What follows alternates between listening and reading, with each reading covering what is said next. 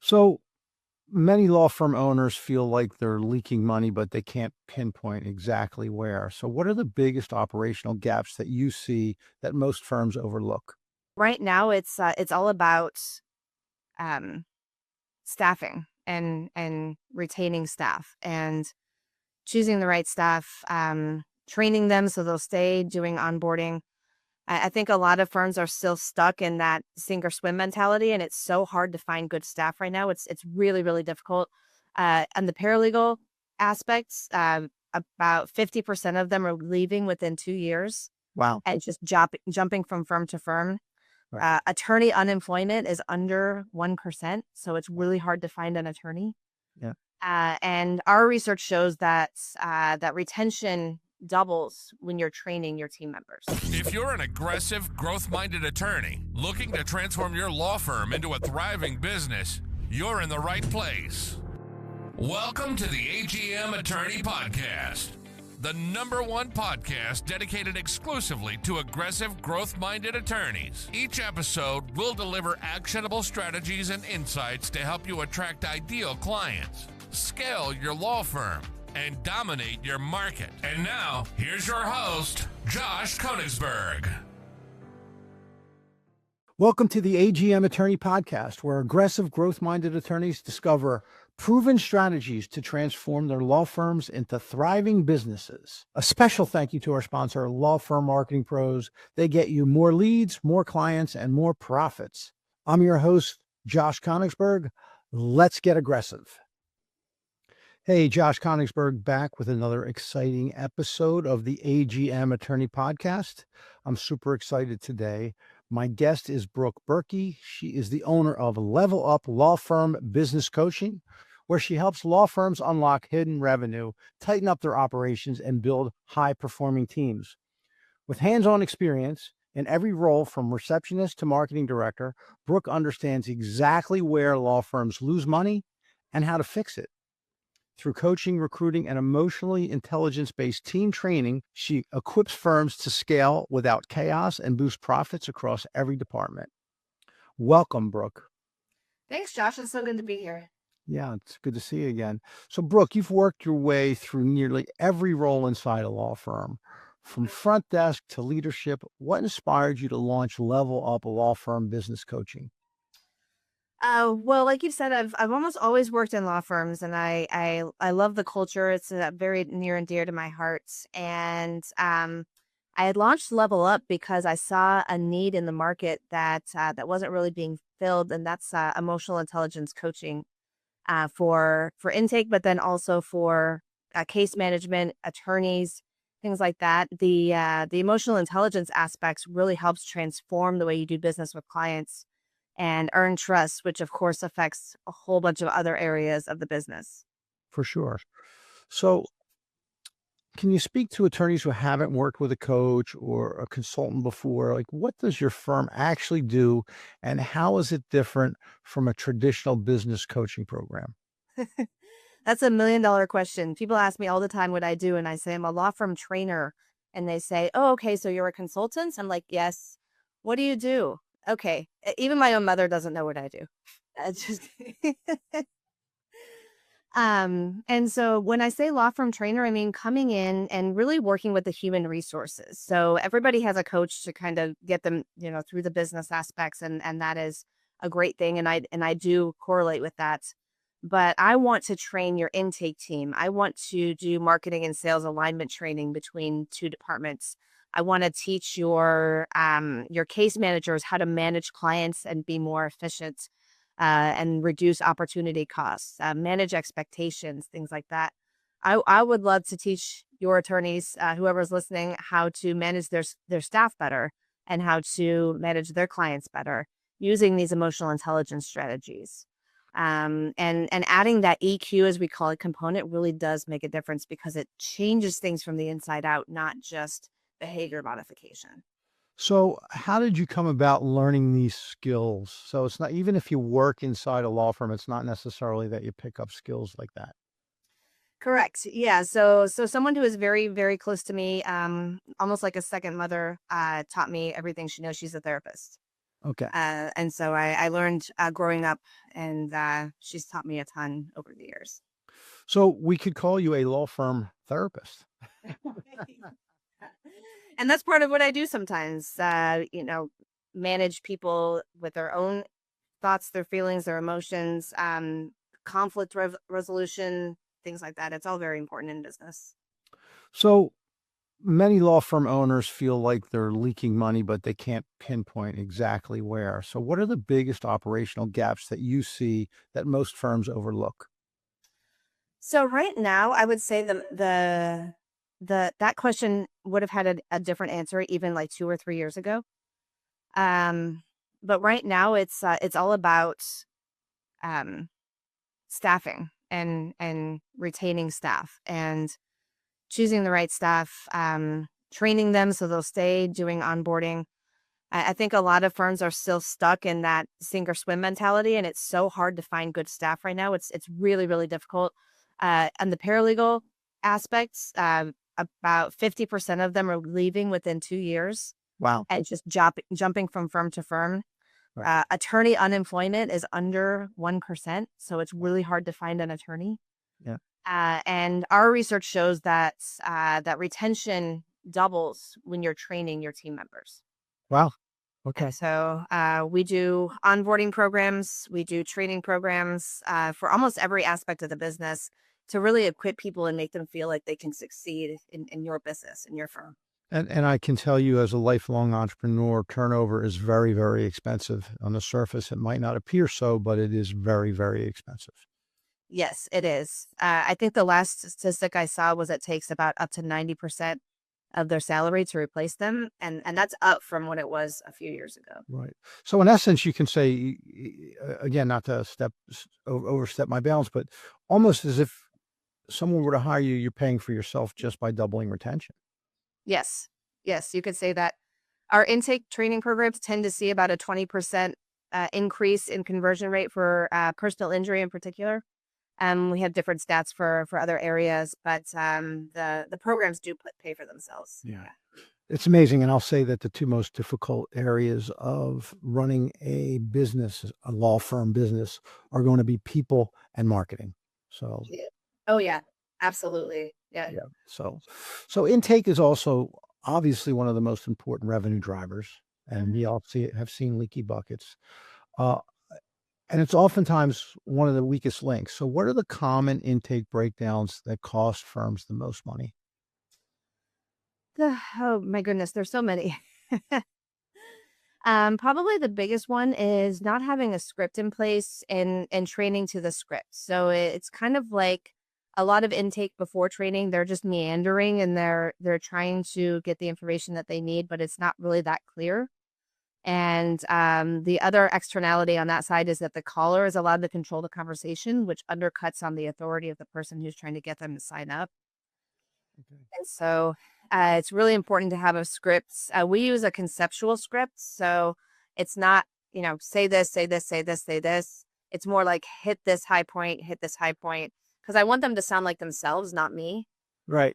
Right. And that sounds more natural for the, it's funny. One of the most common things I'll say, and then sometimes it's, an epiphany when I'm talking to an attorney, oftentimes when someone is calling a law firm, it's the first time they've ever spoken to an attorney and they're scared. Right. So just something that simple. Right. And of course, when our clients listen to the recordings that we record all the intake calls, or the owners of the law firm are oftentimes aghast at what they hear. So yeah. I'm sure you've heard it all. So Yeah. And it's good to look under the hood. It's really, really good to look under the hood. And that's something that we do really for free is if you want us to call your firm and do a secret shop or review one of your recorded phone calls and do an analysis. And then we can give you an idea of where your firm stands. But so what does a secret shop look like? Oh, it's kind of fun. So we pretend to be a client and we just go through the fact pattern. I've worked with all kinds of firms, so I understand the fact patterns of all of them really. And then just go through the entire process, record it, and then go back and analyze it replay it with the decision maker, and then show them, where they need help, which is usually in multiple places. And of course, the person answering the phone, the intake person, doesn't know that it's a secret shopper. I call them ghost calls, but same Yeah. thing. Yeah, they don't know. The decision maker obviously knows, and then we email them right away for the leads, so they can disregard the lead. But yeah, the intake specialist doesn't know. So let's shift over to a little bit of to talk about some lessons from your experience as uh, working as a law firm recruiter. What have you learned about finding and keeping the right people, and how does that impact growth for a law firm? So finding the right people is harder than ever. It is really incredibly difficult. Never in my career have I seen it be this difficult.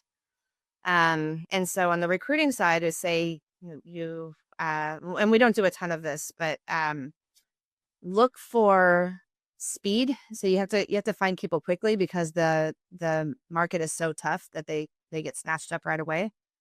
But you also have to be very discerning. So there's a big vulnerability in place if you hire somebody too quickly without fully vetting them, because they can have personality issues. But even more than that, if you even if you fully vet them, like let's say you spend 3 weeks interviewing and going through multiple steps and all of this, you can still have people with serious personality issues getting through, because they know how to fake it. They know how to social media, AI, all of this kind of confluence. Post COVID, this trend really started to skyrocket. People know how to fake it, and so it's hiring is a gamble right now. And my team is constantly doing research on how to improve that situation. But the best I can say to everybody out there who's recruiting is just be very careful. It's great advice. Very, very good advice. So, emotional intelligence is a core part of your training also. So, how does building emotionally intelligent teams translate into profitability? Like, what does it look like, and how does it translate into profitability? Josh, it's a really fun process, because the team members are the ones who do it. They're the ones who take on the skills. They're the ones who get the insight. They're the ones who start to make better choices in how they handle calls and clients. So they're doing all the work. I'm just showing them where the light goes. Okay. And so, how emotional intelligence factors into it, it's really understanding yourself so you can understand other people. So I had them do a personality test so that they understand their own natural wiring, and then, talk about it together and see how other people are wired, because we tend to get in our own little insular bubble and think, oh, everyone in the world is wired like me. And if someone else is doing a behavior that I don't like, it's probably because they're just trying to be annoying. It's like, Huh. Is that like a disc profile or a Colby? I use the Strength Finders, the free version, and the Myers-Briggs, the free version. So that's what 60 personalities and high five for anyone who wants to look it up. Okay. And do you have a kind of a templated profile for different positions for different types of law firms? In other words, for us, for example, we know and we use Colby, but we know what a good client success manager profile looks like for a Colby score. Do you have that? I do. Yeah, I have a profile for case manager and for intake specialist, but I use them just as a guidepost, just as extra information. I don't give them a ton of weight, because people can choose to behave differently than their natural wiring, and if they work a muscle long enough, then it changes. And so it's really just extra information to make a broader decision.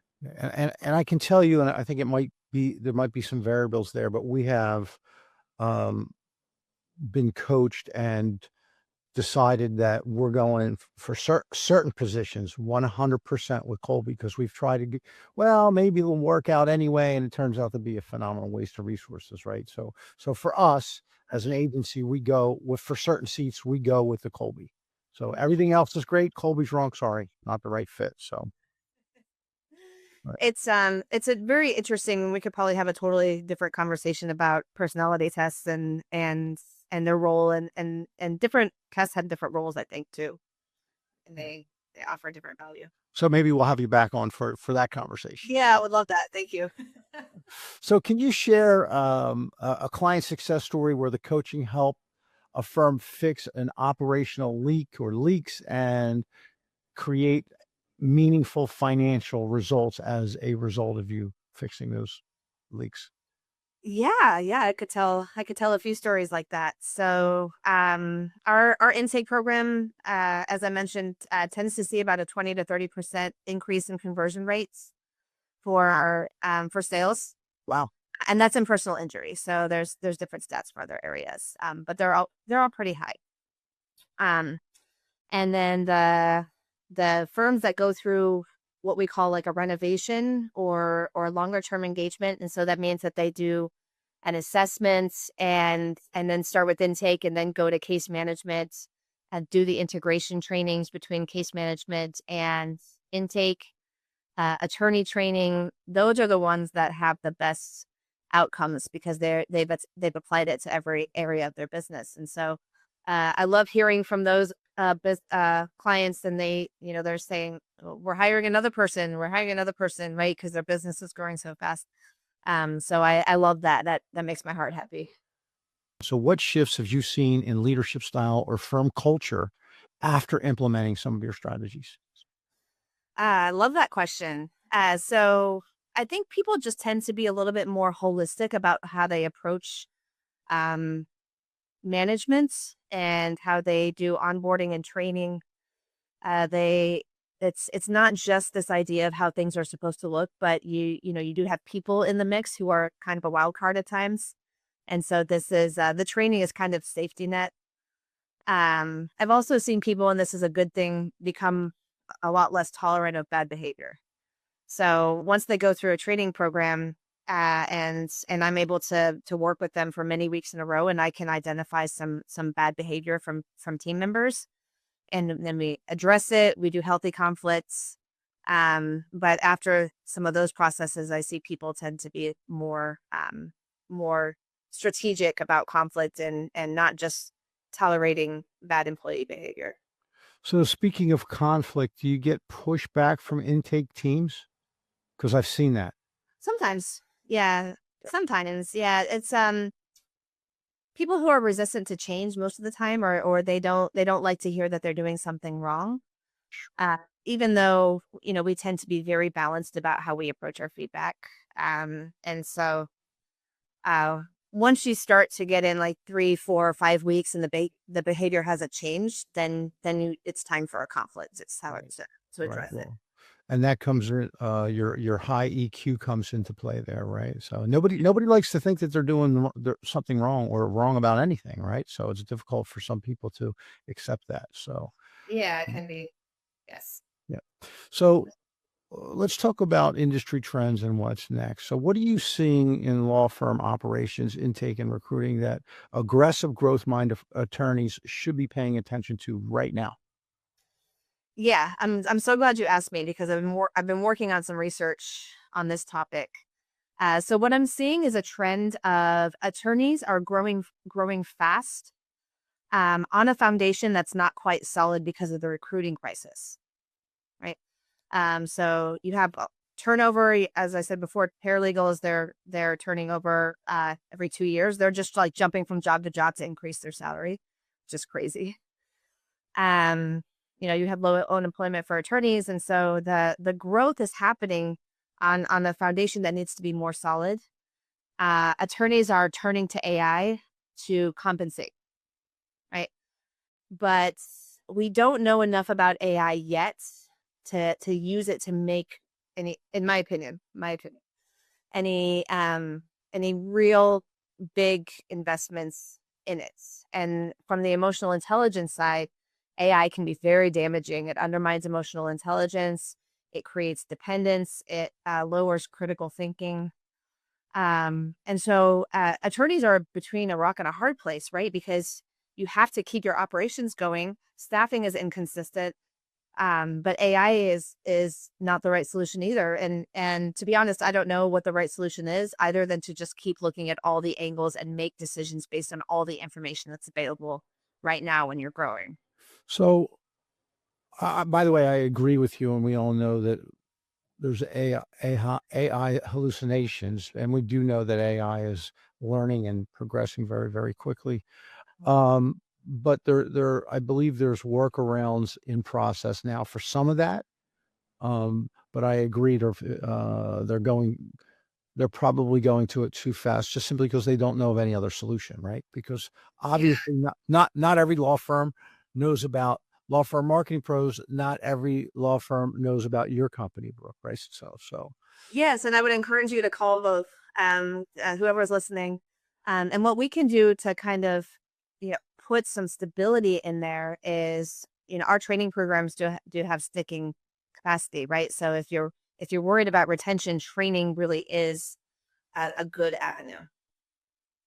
good stuff. So, some advice for growth-minded attorneys. So, based on your work with so many law firms, what final nuggets of wisdom would you share with attorneys who are serious about growing without burning out or leaking profits? Just be very strategic about how you do it and do your research. Take the time, sit down, put together a business plan for growth and do the research on every aspect of it, because the research has changed very significantly over the last year. So even what you knew last year isn't necessarily going to be what's going to get you to your next level of growth. From a business standpoint, not a legal standpoint, but Yeah. as I like to say, the only time that you're a lawyer is when you're with a client working on a case in a courtroom, deposition, or mediation, right? So the rest of the time you're a business owner, right? Yeah. So Yes. So it's now time to move on to my favorite part of the AGM Attorney Podcast, and that's what I call the lightning round, where people get to know, like, and trust you. So, Brooke, I'm going to just ask you some questions, and whatever comes to mind, don't overthink it. Just whatever pops into your head in terms of the answer. Okay. Okay. So, Brooke, what never fails to make you laugh? My dog. I have a Cavalier King Charles Spaniel, and she's just so cute and funny, and she does crazy things like chase lizards and catch them, and she growls at her squeaky toy. It's just very funny. It's kind of cute. Love it. So, what was the best compliment you ever got? The best compliment is when somebody tells me that our training helped them at home. So whatever emotional intelligence training we teach them at work, then they took home and used it. Yeah, I love that. Love it. So, is there a person that you would like to trade places with for one day? Maybe Abraham Lincoln. Oh, interesting. Okay. Yeah. I like that. Yeah. Yeah, it's kind of shaping. I'm reading a book about him right now, so that's probably top of mind. Well, hopefully not on one of his depressing days. About the rise of his political career, which is very interesting. Yeah. Yeah. Phenomenal human. Okay. So, do you have a guilty pleasure? I don't think I have a guilty pleasure, but I do dance a lot. I am constantly out doing salsa dancing or swing dancing or anything like that. Things like that. So it's not guilty.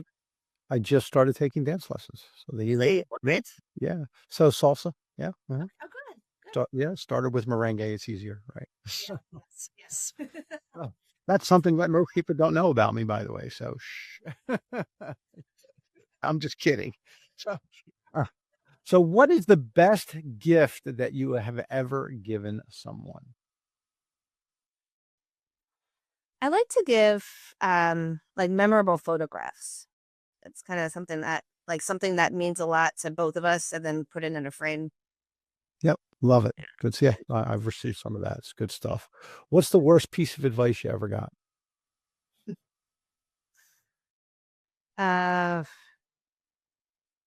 Follow your own whims.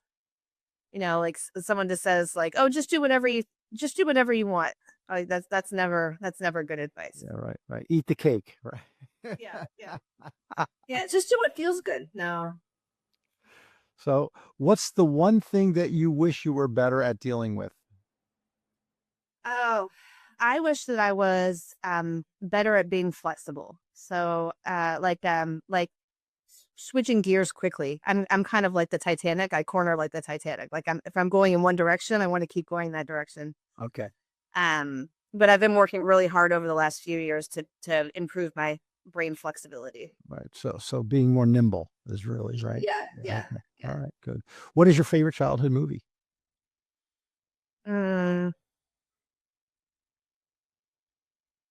Gosh, there's so many. The Little Mermaid. Very nice. Okay. What is the one book that changed your life? Oh, I have to tell you, Beach Music by Pat Conroy. I have to tell you two. That's what I was Okay. I tell you two.